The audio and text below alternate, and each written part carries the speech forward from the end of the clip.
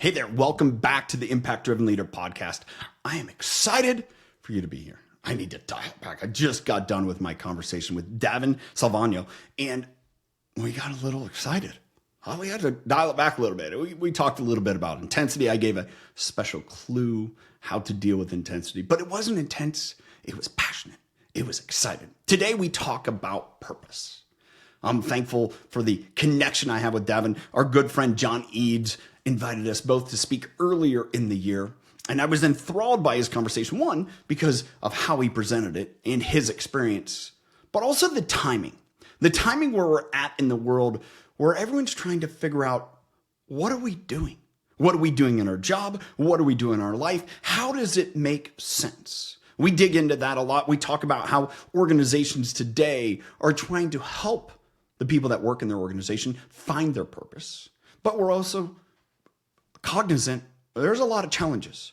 There's some leaders and organizations that are strong-arming, forcing people back into the office or forcing people into work conditions that are maybe less than ideal. Davin shares some stats. We also discuss experiences from his HR perspective. I think is actually tremendously enlightening. And with that, I want to invite you to the Impact Driven Workshop. It's going to happen on May 8th and 9th. It's a virtual workshop from 12 to 2 p.m. Pacific time. Go learn more about that workshop at impactdrivenworkshop.com. Register for it there. I'll be sending out invites via email. But what I want to do with that workshop is really to talk to the person that Davin was. Davin was an HR director. And he shares in this interview, if he had only known how to do it differently. He's learned that, excited to share that. Buckle up, get ready for this conversation with Davin Salvagno, the leader of Purpose Point. One last thing. If you get value from today's episode, please share it, rate, review, help this message get to more people. What Davin is sharing deserves to get to more people. I'll catch you at the end. Davin, thanks for joining me, man. I appreciate it. We've already had a couple minutes of a fun conversation. We're going to have more. I'm thankful that our mutual friend John Eads kind of got us connected. I'm excited to have this conversation, much kind of like the fun we just had. We talked about, I'm from Ohio. You're from Pennsylvania originally. Neither one of us live there, but our roots are still there. But we got into something that I think is a great jumping off point. Because it's also the crossing point of pre and post, when purpose really meant more. To me, that's what I look at. You're a purpose guy. You've written about purpose. You've spoken about purpose. You have the Purpose Summit. And there was this cascade of driving of the importance of purpose pre-COVID. Now, I think you have to be really an ostrich with your head in the sand to not see that purpose is very meaningful. Is that appropriate?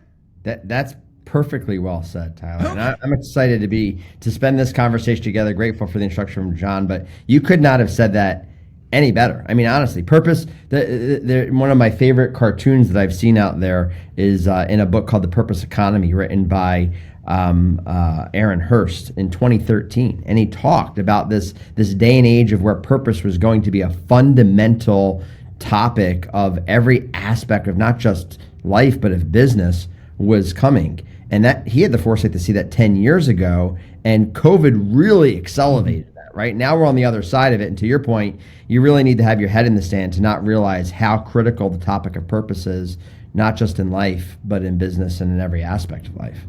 So how did we get here? That's a very, how much time do we have? How long do your listeners want to listen to this? Because that's a really long answer. Well, chop it up however you want, man. So the short answer is this. In many aspects, we've always been here from a standpoint of purpose being essential to the conversation of life and business. It just wasn't always the most essential one. People have been asking, what's the meaning of life? What's the purpose of life since the Greeks, right? It's a thousands of year old question.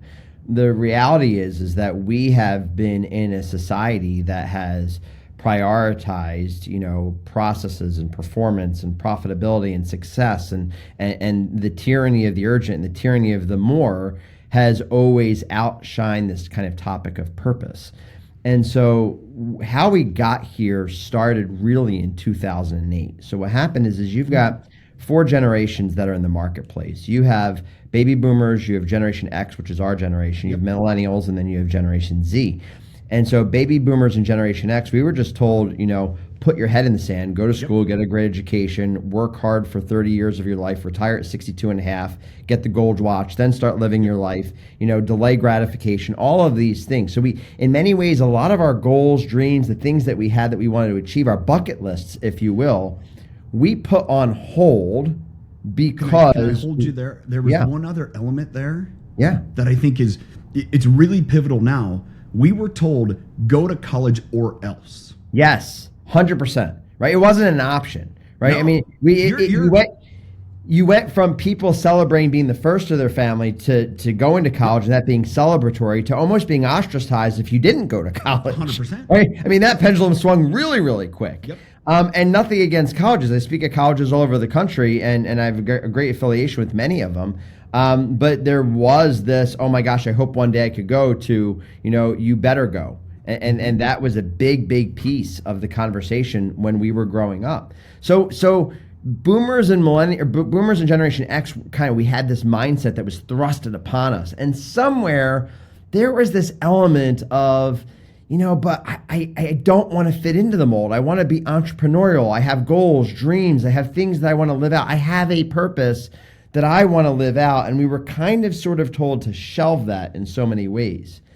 And then what happened is in 2008, when the bottom fell out, millennials, they were tweens and early teens, and they watched kind of the equation fall apart. They watched, all of the money that their previous generations were socking away for someday disappear overnight. And what had happened is subconsciously they realized that the equation didn't work, and they started to prioritize time over money. We prioritized money over time. We said, I'll work 50, 60, 70 hours a week and get the double time, overtime, triple time, and sock it away.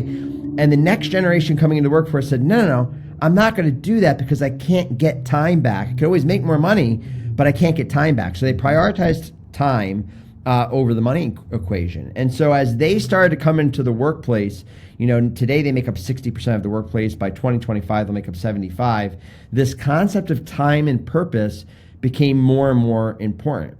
And then COVID happened, Tyler, and it was like throwing gas on an already blazing fire, because for 18 months, we all sat at home and thought, well, what are we doing with our lives? How much time do we have left? I don't know. You or I could die tomorrow. Was I living my purpose? Was I not?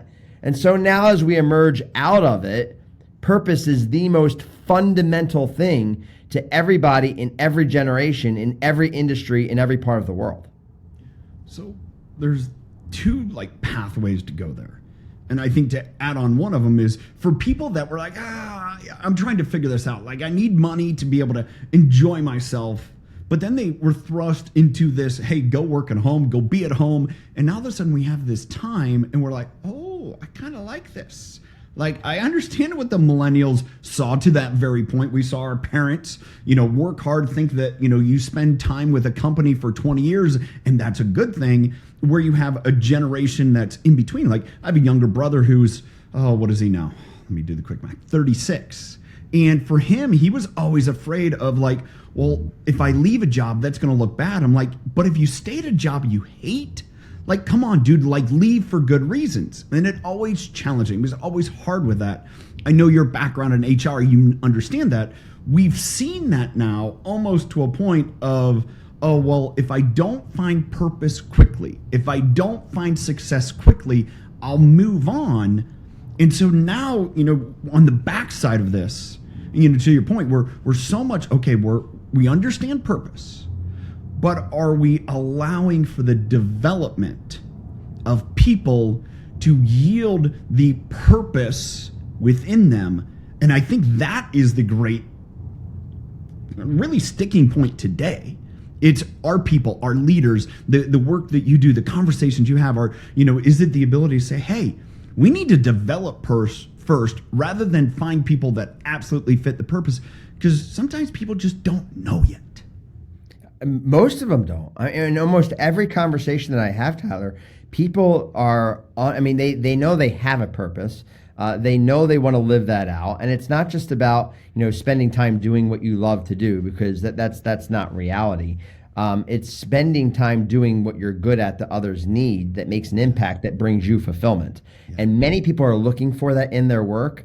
And it's not that it's not there, they just don't know how to access it. And so this idea, I want to make sure for people who are listening to this, they're not getting the sense I'm saying, hey, go quit your job or go, everyone can't be a solopreneur. That's not what I'm saying. In fact, I work with some really, really great companies who've done a really, really good job of really now prioritizing and saying, how do we help our people find purpose in the work that they do every day? How do we help them understand what their gifts, talents, abilities are, what their insights and experiences are, how they can bring those into their role, or if they're not in the right role, how do we put them in the right role or create the right role that leverages those gifts, talents, and abilities that aligns with the company's purpose so that it's a win-win situation. And there's a lot of companies that have figured that out and they're doing that, and people are stepping into that, and you see engagement numbers that are off the charts, far greater than they ever were even before COVID, because it's just a shift of the conversation. Rather than focusing on, hey, we're going to use people to create more products and services and increase our performance and profitability, it's no.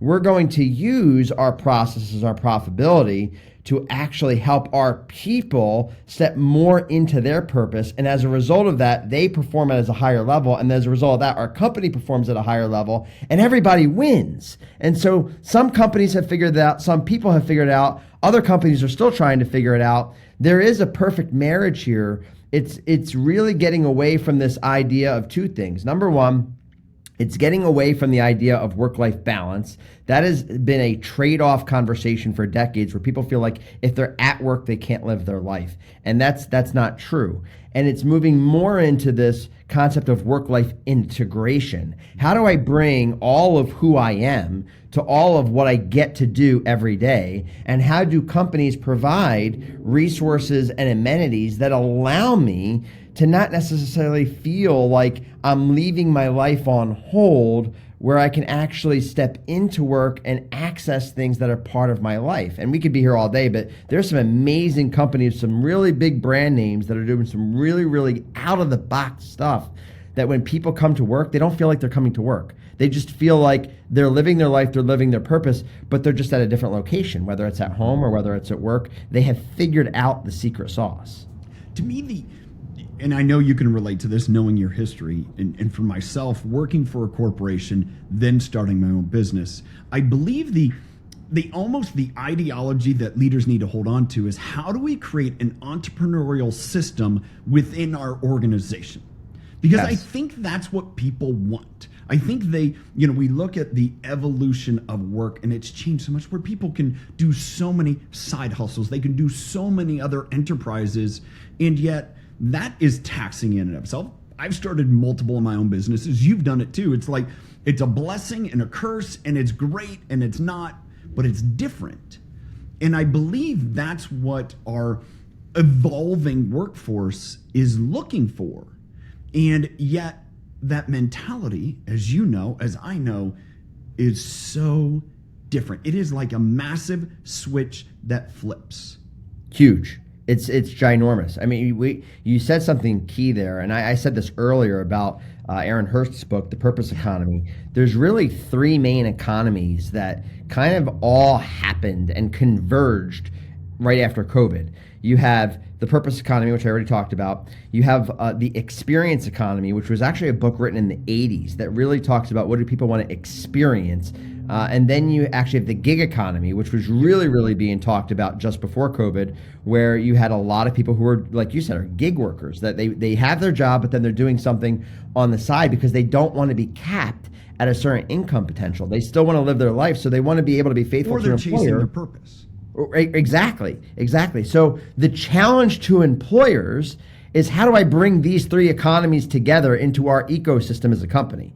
How do we provide a phenomenal experience for the people who raise their hand that say, hey, I want to be a part of your organization? How do we provide flexibility for them to also be a gig worker and allow them to do things outside of what we're employing them to do?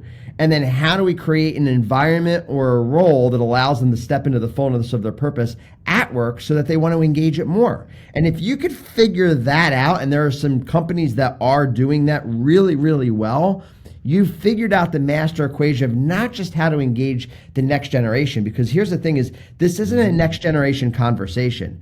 It was a thought that was catalyzed by the next generation. But what happened is everybody else on the planet, regardless of what generation, said, you know what? I've always thought that way. I want a piece of that too. How do I do it? And so now you have all of humanity thinking, I want to live my purpose. I want to work for a company that's going to help me do that. I want to have the flexibility to also be able to do other things because I don't want to be capped on my potential or my purpose. And I want to have a fantastic experience doing it. I want to be a part of doing something greater than myself, making a difference with people who get it and who want to make a difference. Okay, now you say all that. And ideologically, we agree totally on the same page. There are organizations that, you think, I heard stories and I've talked to people, Amazon, pre-COVID, Google, pre-COVID. Hey, we'll give you a day, work on whatever you want to work on, use all the resources here. You know the interesting point though?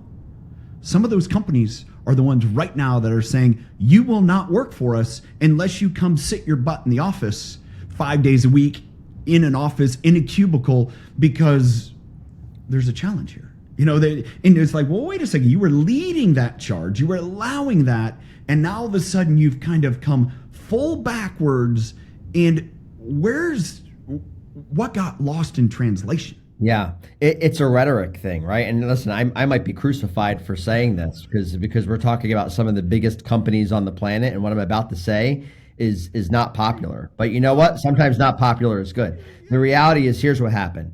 Elon Musk kind of put a charge out there and said, stuck a line in the sand and said, if you want to work, for our company, then this is what you have to do.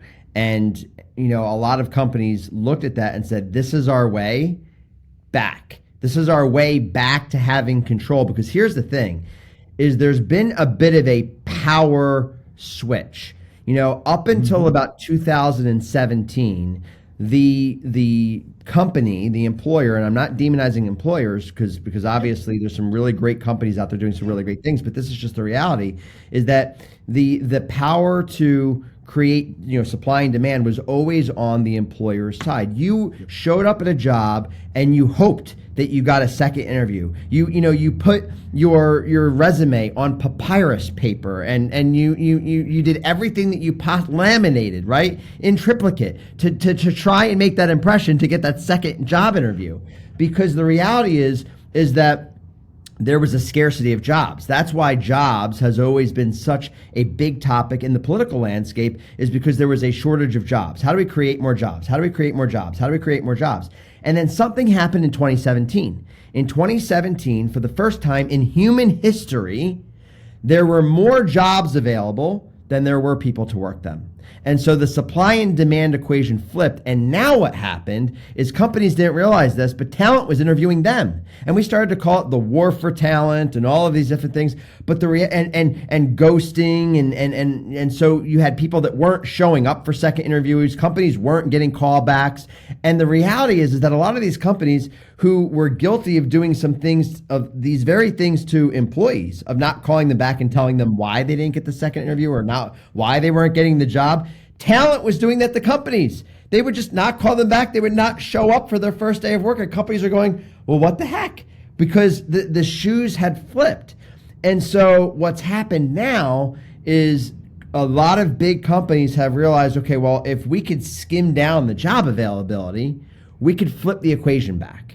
And that's what you're seeing happening. You're seeing a lot of the big companies saying, how do we get lean? I think Elon actually called it the year of efficiency. And a lot of big companies said, if we could figure this out, if we could reduce the amount of jobs, we could reverse the power equation, if you will, and kind of take that out of the talent pool's hands. But I got news for you, and this is where I might be crucified.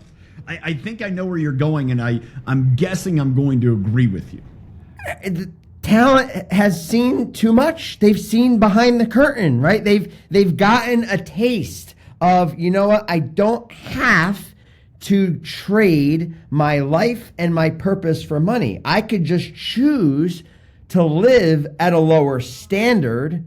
And so if you look at what happened is before COVID, a Gallup poll shared this, 75% of people quit their jobs and took less money for more flexibility, more autonomy, more purpose. Guess what? That's 85% today post-COVID. And so the reality is what you're going to see happen is you're going to see more and more people, if this continues in this direction, become minimalists. They're not going to care about the house and the car and all that stuff. They're going to say, how do I keep control of my time and make just enough to get by, because I've seen the equation and the equation falls apart, and I'm not going to trade all of this time and my purpose for something that's not going to last. I take that, agree with that. I think there's also another caveat to it. You have those companies that you've talked about that are doing it the right way, that are caring for people and saying, hey, you want to work remote? Great. No problem at all. We can create a culture, a system. We can leverage that. We're going to give you the most. People are willing to do more, perform higher, get paid well. So you have those organizations that are putting a hard line in the sand, and they're going to quickly find out they lost, because there's plenty of other people, there's other leaders that have grown, that have embraced the idea that I need to be more development focused. Because coming back to the comment I made earlier, if you look at your college education, the time of college education, my college education, you look at those couple things, guess what? It doesn't have any bearing on the career I'm doing today. Nope. I have an animal science degree. Okay, that's my degree, and we're talking about leadership. We're talking about, the classes that I actually failed in school. I failed psychology. Why? Because I just didn't do the reading, all right? It's one of the couple that I feel you don't have to get a passing grade to learn a lot. But what I see there is so many organizations have realized too, we have these college-educated people with a ton of debt, and they have no idea how to do anything. And so now our charge is to develop them. Our charge is to train them, to give them those skills. Well, if we embrace that opportunity, not only is there this alignment together, but it comes back to this, the great point is, if you don't train the people that work for you because you're afraid they might leave, what happens if they don't? And that's the kind of crux for so many leaders. They're like, all right, I have to do the work to make them better. And if I make our organization, our culture, and environment, what we're doing better, the right people will stay.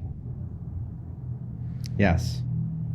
It really is that simple. It's actually mind-boggling to me, the amount of books, the amount of talks, the amount of different ways that this has been shaped over the last decade, because the equation is really, really, really simple. It's A, treat your people like human beings. B, love them, care for them, and invest in them. And if you do that well, they will perform at their highest possible level, and your company will reap the rewards of that, and both of you will be fulfilled. But for whatever reason, a lot of companies continue to make the tragic mistake of the second that things get tight, they treat people like a number, they stop investing in them, they stop caring for them, they stop believing in them, and then when they leave, they wonder why all of a sudden culture, it becomes a downward spiral, right? You create fear, you create an absence of trust, you create a lack of dedication, because all of a sudden the other people that you didn't let go of, they saw how you treated the ones that you didn't invest in that left. And the opposite is true, right? The ones that if you do pour into that, guess what? They become your greatest advocates. They're not employees. They become walking billboards for your organization because you poured into them. And there's an upward spiral. I mean, it's mind-blowing to me how simple this is and how so many people get it wrong. I'll say one other thing, Tyler. Yeah. I love that your response to the last question was that the other end of this is that there are so many companies that are doing this right, that great, the companies that that are drawing the line in the sand, that are thinking they're strong arguments, they're going to lose the equation because there are companies that are doing it right. Well, here's the thing. Everyone last year talked about the Great Resignation. You don't hear a lot about anymore. 42.1 million people quit their jobs last year. Over the last 2 years, 100 million people have quit their jobs. Guess what? The rate of people quitting their jobs has not gone down. You hear a lot about the layoffs. I think there's been something around 300,000 layoffs year to date. Guess what? 4 million people are still quitting their jobs every single month. And they're not sitting at home eating bonbons with bunny slippers on. Do you know what they're doing? They're going to companies who have figured it out. They're leaving bad cultures to go to good ones. They're leaving bad leaders or bad bosses to go to good ones. So it's a net zero equation. So you're not going to draw this line in the sand and think all of a sudden that you're going to strong arm humanity back into control. I'm sorry, it's not going to happen because there's too many companies using business as a force for good and too many people that want to work for those types of companies. I think the bigger piece beyond that is people realize they deserve it and there's no reason not to. And so that's what we're going to go to. If I have to take a short-term back seat to get something better in the future, I'm going to do that for good reason. But I'm not going to do it just because, oh, you told me I have to. And that's whether it's an enlightenment, whether it's a growth and evolution. I think a lot of it comes back to is why would I want to go down a path that is proven to fail over and over again? You talk about, the work for a company for so many years, you get laid off, you get zero pension, your 401k, all the things that you were promised that you thought were going to be there aren't there. And then you're like, who do I put the control of my family, my resources, my abilities? Who do I put that in? Well, people have figured out the best person to hold that control is yourself. That's exactly right. As we look at that, you mentioned control, and I see this, I hear about this. I think you look at our age group, right? I described it this morning in something I wrote. We are the jelly and the peanut butter in between the two pieces of bread. We are the piece of bread that's the older leadership that's like, well, we did this back in we did this in 2008. We did this in 1994. We did this whenever that we make the edict and people just respond to it. And then there's the younger generation, the millennials, the Gen Zs that are like, sorry, too bad. And we're, again, that millennial Gen X, the listener of this podcast, the listener of what you're doing, we're the jelly and the peanut butter in the middle trying to figure it out. And I think what's coming there is, again, if you want control, you can't grab a hold of oil and control it. You can only hope to direct it. And if you direct it, you're better off than saying, I'm going to strong arm this. I'm going to tell you you have to be in the office. I'm going to tell you this and expect you to respond.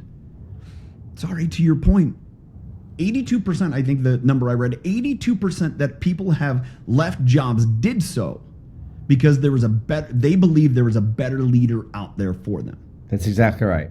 I mean, what you just said about, because here again, there's not a sacrifice here because someone's listening to this right now and saying, wait a minute, you're telling us that everyone should have the ability to determine where they can work, when they can work, when they need to. But, Davin, Tyler, we've got, manufacturing lines, we've got storefronts, we've got restaurants. People physically have to be in a building. Not every job can be working. And you're 100% right.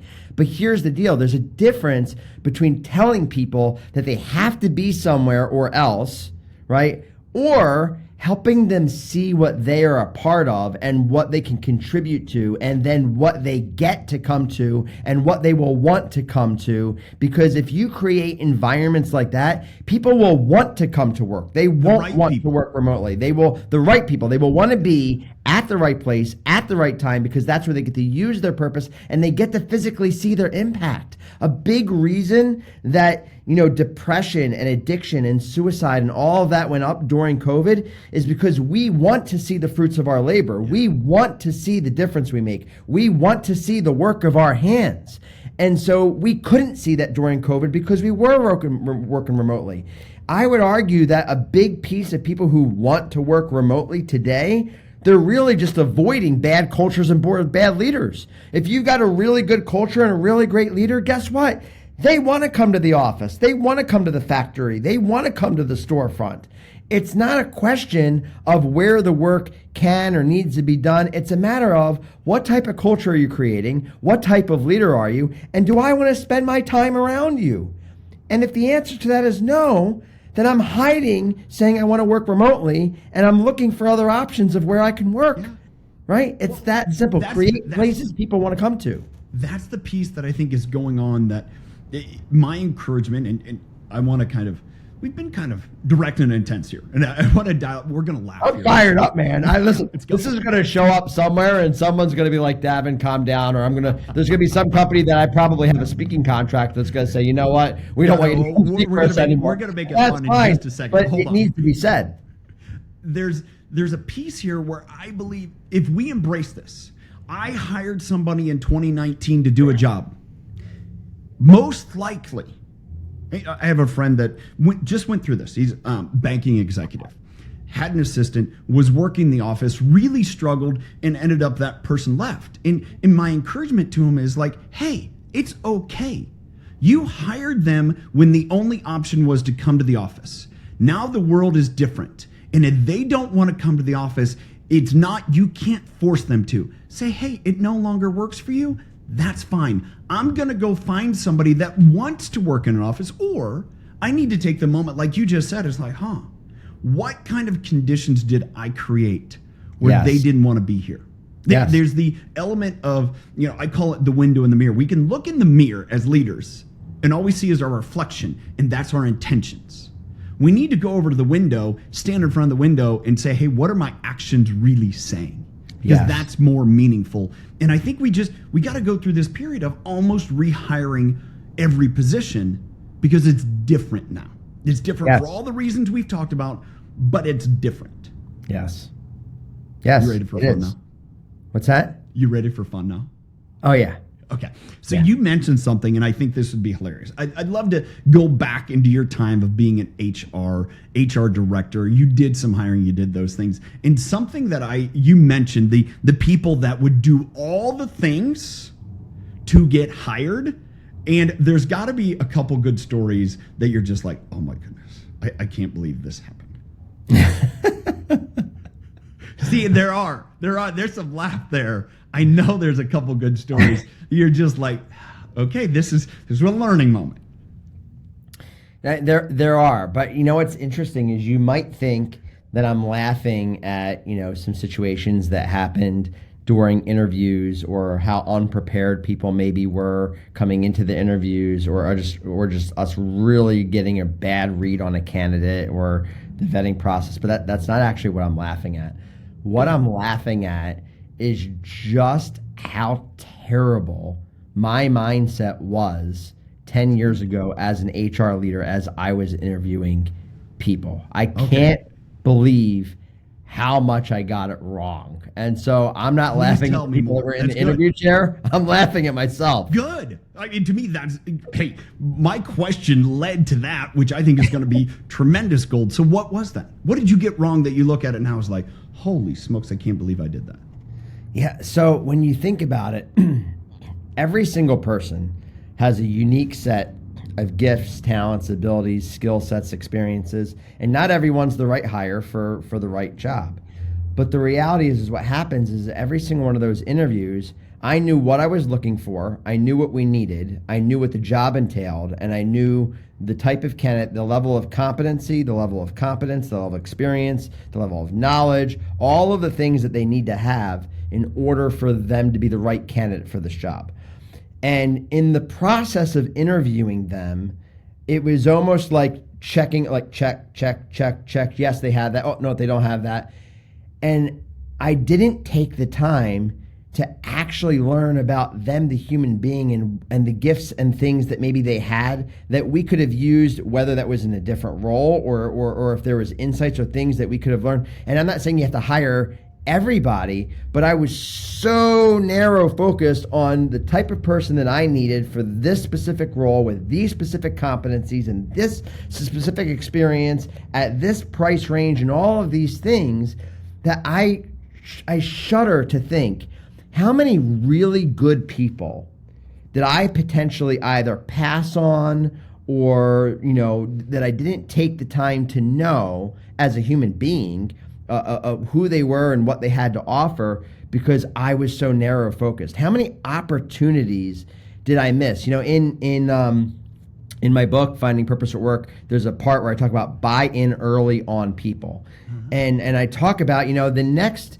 CEO of Microsoft or whoever could be sitting across from you right now, and you missed it because you were so short-sighted on what you needed that you didn't really take the time to figure out what type of skill sets does this person have? What lights them up? What makes them come alive? What are some of the things that they're passionate about? What are elements of their purpose that they bring to the table that maybe somewhere in our organization there's a complement for, and we could all be better because of that, because I was so short-sighted and I didn't think about it. And now I look back at that and go, wow, so much missed opportunity, so much. So I'm grateful we got that from where I was going. But I think it leads to this next piece. Great diversity in organizations come when we get off of the checklist. Our checklist is very homogenous to what we know already. If we focus on the checklist, do they have this? Do they have that? We're going to end up with a pretty homogenous, it's all going to look the same, right? But if we just set that aside and let me go find good people. Let me go find good people that maybe are interested in what we do. We'll figure out how and where they fit. To your point, and you share this a little bit in your book, I don't think you would have ever been hired for any of your positions if the HR director was sitting there with a checklist, right? Absolutely not. Absolutely not. In fact, it's funny that you said that, Tyler, because the publisher of the book, when they edited it, they actually sent me back, because in chapter 2, I talk about, finding purpose at work has 2 different meanings. Yes, finding purpose in your work. But the other meaning of it, and I talk about this, is if you look back at all the things that happen in your life, all these moments that we call purpose points, these locations in your life where kind of everything just kind of worked out and you're like, why did that happen the way that it did? You could kind of look back and see, okay, this happened because that happened, and then that happened because this happened. But in the moment, you can't see it. You're like, why is this happening? Or why is this not happening? We're always questioning our present, but when we look back at the past, we can sometimes connect the dots. And so I could see how all of my prior experiences led me to my next experience in my career history. But on paper, the editor of my book actually said the uncanny ability for the author to attain roles and positions at companies for which he was not educated nor had the experience for will not resonate with readers, and we recommend that it's removed from the book. That is what they told me. And I kept it in the book because what I wanted to point out is that if you focus on purpose, I'm not saying that experience and education aren't important. They are. But the thing is, you could teach those. You could give people experience and you could teach them what they don't know. What you can't give someone is their sense of purpose, because that's in here. They bring that. And so if you focus on that, you can mold that and shape that really into any role and position and then equip them for what they don't have. And that was the point that I was making. I think the editor made the very point that we discussed earlier. When we hold on to that, it has to check all these boxes. We end up losing sight of what's the purpose. Yes. It's hold on to that job for 20 years. It's be there till retirement. It's go to college. It's check all the boxes. That's never going to give you the experiences that allow you to serve people and live out your purpose. It's never going to, because you're so focused on checking the boxes and not going forward so you can look back and connect the dots. That's exactly right. It's exactly. And you could almost get predictive when you look back and connect the dots and kind of see what roles you stepped into where you made a big difference, you made an impact, people thanked you or told you were really good at this or really good at that, and those moments lit you up and you found fulfillment in those moments. You can look forward and say, where are there opportunities to do that again? Where can I step into that? And now all of a sudden you're very, very clear about who you are, what your gifts, talents, and abilities are, what insights you have, what you bring to the table, and you look for moments to step in to make that difference, to make that impact. And it can become very prescriptive for you in terms of looking back and then looking ahead and saying, what's my next thing? Where do I step next? And that's what people are missing because we have been conditioned to operate off of a checklist. Yeah. And, even a younger generation, that's how they were educated.